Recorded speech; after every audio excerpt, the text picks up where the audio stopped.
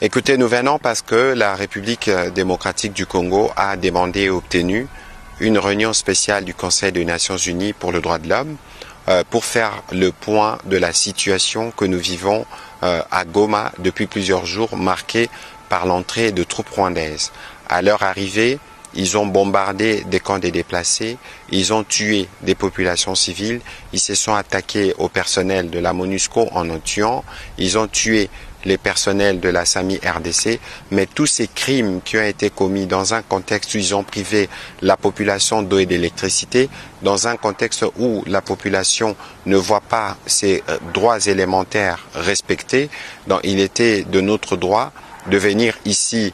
au Conseil de droits de l'homme pour discuter justement du sujet avec toutes les conséquences qu'il y a sur les droits de l'homme en République démocratique du Congo, avec le besoin d'obtenir un mécanisme qui nous permettra d'envoyer des enquêteurs sur place et être en mesure de faire les bilans. Parce qu'aujourd'hui, nous parlons de plus de 3000 morts et tout ça n'est que provisoire parce que nous devons savoir effectivement combien de Congolais sont morts. Ça, c'est ce qui est prévu demain. Mais entre-temps, aujourd'hui, nous avons eu l'occasion de faire un briefing avec toute la presse internationale ici accréditée pour qu'elle puisse comprendre le contexte de ce que nous sollicitons